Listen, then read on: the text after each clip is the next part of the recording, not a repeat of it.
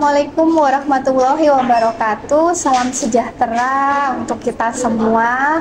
Jumpa lagi di ruang podcast Kanwil DJP Jawa Barat 3. Saya Fitria Murti dari Kanwil DJP Jawa Barat 3. Pada kesempatan kali ini saya dibersamai oleh narasumber yang luar biasa, yaitu Kak Lala Krisnalia. Beliau adalah fungsional penyuluh pajak dari Kanwil DJP Jawa Barat 3. Dan ada satu orang lagi nih, tamu spesial kita pada kesempatan kali ini, yaitu adik Siska Aprilia Rahmawati. Dia adalah mahasiswa dari Universitas Bhayangkara Jakarta Raya.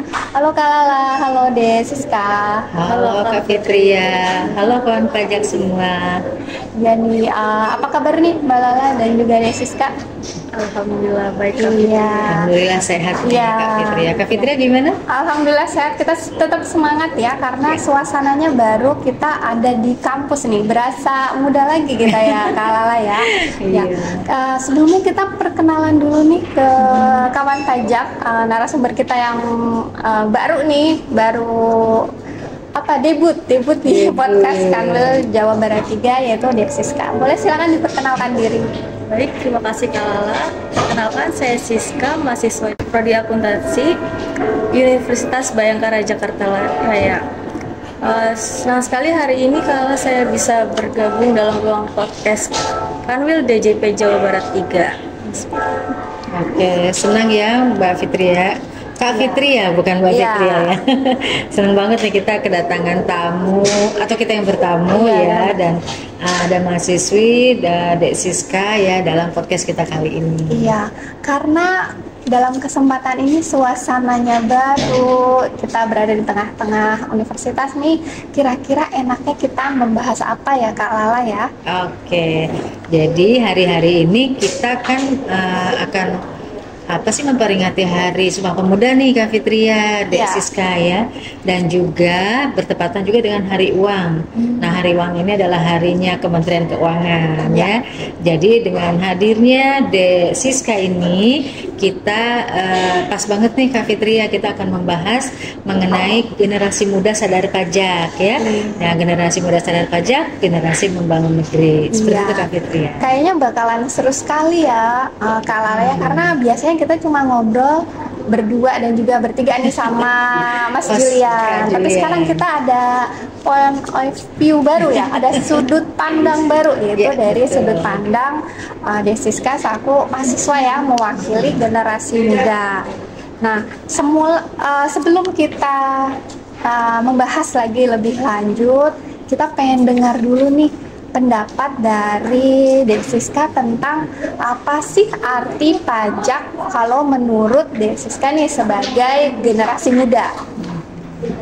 Baik Kak Fitria, pajak itu kontribusi wajib kepada negara yang terutang oleh orang pribadi atau badan yang bersifat memaksa berdasarkan undang-undang dengan tidak mendapatkan imbalan secara langsung, dan untuk digunakan untuk keperluan negara bagi kemakmuran rakyat. Wah, keren banget ya. Kalau ngerti banget ya penjelasannya berarti sudah paham banget nih arti pajak. Saya bangga nih kalau generasi muda ini sudah melek pajak nih seperti Dek Siska. Iya Kak Fitri, jadi Siska ya dan juga teman-teman generasi muda semuanya, kita jadinya tahu nih apa itu fungsi pajak ya, dan kita bisa ngebayangin nih Kak Fitri ya kalau tanpa pajak ya. Jadi kalau tanpa pajak tidak ada jalan raya yang bisa mengantarkan kita kemana-mana ya, tidak ada fasilitas umum yang membuat kita merasa nyaman dan tertib seperti itu. Lalu juga tidak ada kepolisian yang menjaga keamanan kita, dan juga tidak ada TNI nih ya dengan alutsistanya yang akan menjaga keamanan negara, dan masih banyak lagi nih hal-hal yang kalau nggak ada pajak tuh kayak apa sih rasanya gitu Kak Fitri ya. Iya, berarti kalau dibayangkan kayak repot ya. Repot Kak Lala, banget. kalau misalnya mekanisme pajak ini tidak berjalan di negara kita, apalagi di Indonesia ini kan atau kita pun mempunyai mimpi untuk menjadi negara maju. Tentunya untuk menjadi negara maju dan supaya dapat menjalankan pemerintahan ini membutuhkan dana yang tidak sedikit, bahkan butuh dana yang besar sekali. Nah, dari mana sih pertanyaannya nih? Dari mana dana sebesar itu untuk menjalankan pemerintahan, untuk pembangunan ini bisa kita dapatkan? Mungkin Desiska pernah terpikir nggak pertanyaan seperti itu? Setelah saya pelajari, Kak Fitri, sumber pendapatan pembangunan dari negara kita itu dari APBN. Sekitar 78%-an itu dari penerimaan pajak dan sisanya dari PNBP dan hibah.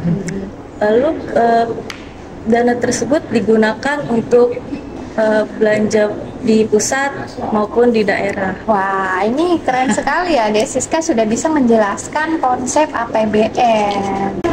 Saya juga membaca, Kak Fitri, dari websitenya Kementerian Keuangan. Wah, keren cakep. ya. Lalu Kak Lala, kalau misalnya nih wajib pajak membayar pajak misalnya 1 juta saja nih, 1 juta uang pajak tersebut ini disalurkan kemana saja sih? Oke, Kak Fitri ya, Dek Siska ya. Jadi sebagai gambaran sederhana, kemana 1 juta uang pajak kita ya. Jadi itu digunakan untuk pelayanan pemerintahan nih Kak Fitri ya. Karena memang itu untuk membiayai pembangunan kita juga ya. Jadi gambarannya nih tadi 1 juta nih ya. Kita bagi-bagi nih 322 sekitar 322.000 itu untuk pelayanan pemerintahan ya. Kemudian untuk fasilitas pemerintahan. Lalu yang 205 sekitar 205.000 juga itu adalah untuk pembangunan ekonomi Kak Fitri ya. Dan yang 129.000-nya itu adalah untuk perlindungan sosial. Oh gitu ya. Seperti itu Kak Fitri ya. Nah, selain yang tadi saya sebutkan tadi, itu APBN 2023 ini digunakan juga untuk penanggulangan pasca Covid nih, Kak Fitria de Siska ya, dan juga untuk pemulihan ekonomi nasional. Nah, dari situ kita bisa lihat ya bahwa uang pajak itu sangat bermanfaat nih kawan pajak ya untuk pembangunan di segala bidang. Nah, dan juga nih Kak Lala untuk terus meningkatkan kesadaran akan peran dan juga fungsi manfaat pajak, ini kita terus mengadakan kegiatan edukasi pajak. Nah, salah satunya yaitu dengan inklusi kesadaran pajak di perguruan tinggi nih. Kira-kira Desiska tahu nggak apa itu inklusi kesadaran pajak?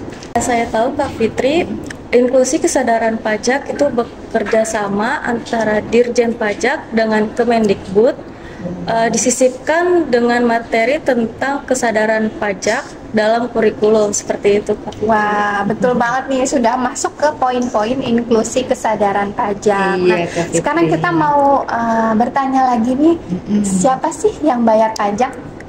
Yang bayar pajak itu ada 2, Kak Fitri. Yang pertama ada wajib pajak orang pribadi dan yang kedua ada badan. Nah, betul sekali. Tapi ada satu yang ketinggalan yaitu instansi pemerintah. Jadi ada 3 ya.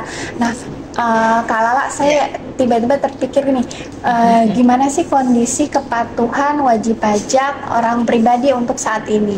Oke, ini untuk orang pribadi ya Kak Fitri ya, kawan pajak. Jadi kondisi saat ini untuk wajib pajak orang pribadi nih Kak Fitri ya, itu tingkat kepatuhannya masih, kalau bisa dibilang masih sangat rendah sebenarnya Kak Fitri ya, karena bisa dibayangkan ya dari 276 juta penduduk Indonesia, populasi Indonesia itu ada 208 juta itu adalah usia kerja nih, orang pribadi usia kerja produktif dan yang terdaftar di Direktorat Jenderal Pajak sebagai wajib pajak yang sudah memiliki NPWP itu adalah sebanyak berapa ya Pak Fitri? 68 jutaan tuh.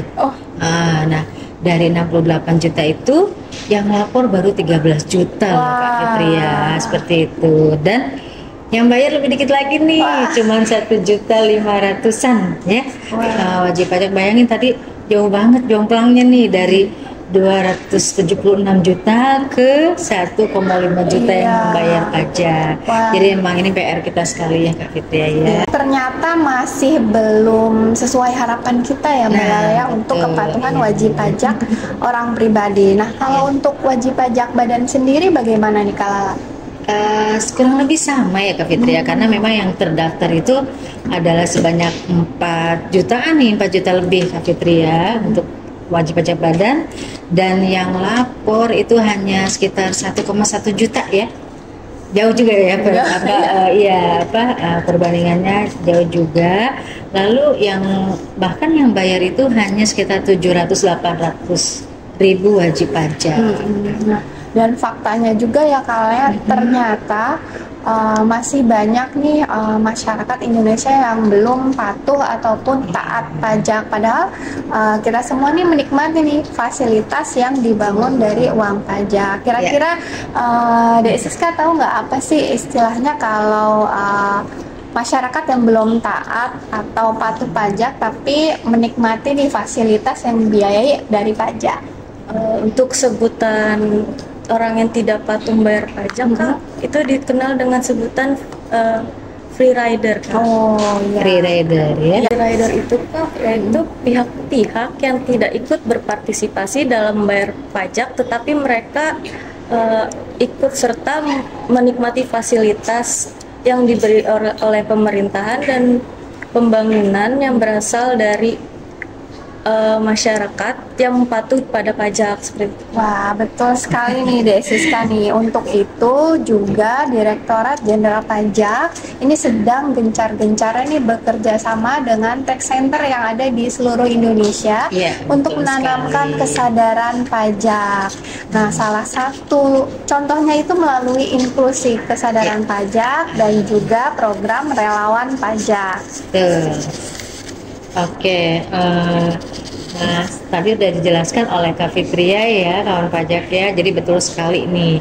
Jadi Dek Siska ya dan juga teman-teman semua, ini adalah generasi milenial ya, yang nanti akan menjadi calon generasi muda ya. Jadi di tahun 2045 nih Kak Fitria, itu sekitar 20-25 tahun lagi lah ya, nanti akan mendominasi sekitar 60% ya dari seluruh penduduk Indonesia, dan nanti generasi milenial ini akan menjadi pemimpin penerus bangsa yang mudah-mudahan nanti akan menjadi generasi sadar pajak ya, generasi emas sadar pajak seperti itu Kak Fitri. Mudah-mudahan ya Kak Lala Iya, ya. Lalu apa saja sih yang bisa dilakukan oleh generasi muda saat ini untuk menanamkan kesadaran pajak sejak dini? Menurut Siska seperti apa? Menurut saya, Kak Fitri, kita harus bersikap menyiapkan diri untuk membangun sebagai Gen Z akan sadar pajak, generasi kreatif dan generasi membangunkan.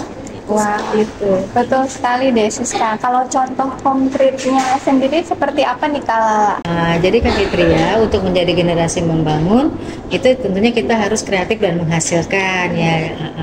Dan ini artinya adalah kita sebagai generasi muda harus memiliki pekerjaan seperti itu Kak Fitri ya. Nah, pekerjaan yang paling populer nih saat ini ya, ini adalah di bagian media sosial dan periklanan seperti itu. Jadi sebagai media sosial spesialis ya, ada YouTuber, ada influencer seperti itu ya, sampai yang populer itu juga menjadi barista nih Kak Fitri ya. Kayaknya asik banget ya kita meracik-racik kopi dan juga teman-teman kopi seperti itu. Jadi itu pekerjaan-pekerjaan itu memiliki kesamaan nih Kak Fitria ya. Jadi memerlukan kreativitas seperti itu. Jadi sekarang ekonomi kreatif ya Kak Lala. Kalau dulu kita ditanya cita-citanya ingin jadi apa, kebanyakan jawab ingin jadi dokter, ingin jadi presiden, ingin jadi pilot. Nah, akuntan nggak ada ya? Nggak ada. Nggak ada yang pengen jadi akuntan. Kalau sekarang generasi muda ditanya apa sih cita-citanya, nah ini kebanyakan jawabnya mungkin ingin jadi YouTuber atau jadi influencer. Kalau Dek Siska sendiri cita-citanya apa nih? Kebetulan saya bercita-cita sebagai pengusaha Kak Fitri ya. Wah, keren sekali. Nah kan kalau misalnya nih nanti kita sudah memiliki pekerjaan, kalau menurut Dek Siska ini jalur mana sih yang berpengaruh nih terhadap penerimaan pajak? apapun profesinya, Kak Fitri, Kak Lala, mau jadi presiden, pengusaha atau PNS, yang penting kita ingat akan membayar pajak. Jadi sekecil apapun kontribusi kita terhadap pajak akan berguna sekali untuk membangun bangsa kita. Wah, gitu, Kak. keren sekali nih pemikirannya ya Kak Lala ya. Kalau semua generasi muda berpikiran seperti Siska, sepertinya impian kita ini bukan hanya sekedar impian. Di 2045 ini kita bisa mencapai generasi emas. Iya. Kalau melihat seperti dari Siska ini kayaknya kita bangga sekali nih, Ya. Kak Fitria ya. Jadi udah banyak sekali generasi muda yang sadar pajak seperti itu, Kak Fitria. Ya, oke Kak Lala dan juga Desiska, menarik sekali nih perbincangan kita pada kesempatan kali ini. Tapi sayang sekali waktu kita sangat terbatas. Iya. Intinya saya merasa senang nih sudah bisa membersamai kawan pajak ini bersama narasumber kita Kak Lala dan juga Desiska yang merupakan generasi muda sadar pajak yang tentunya kreatif dan juga membangun negeri. Oke, semoga ya Kak Fitria ya. Jadi seperti yang sudah direncanakan, yang sudah diplot seperti itu ya, bahwa di tahun 2045 nanti akan tercipta generasi emas sadar pajak seperti itu. Nah, kayaknya udah selesai nih kita nih Kak Fitria ya. Amin ya Kak Lala, semoga Iya. harapan kita bersama nih terwujud. Baik kawan pajak, mungkin sekian dulu dari kami. Wassalamualaikum warahmatullahi wabarakatuh. Waalaikumsalam. Pajak kita Untuk untuk kita. kita.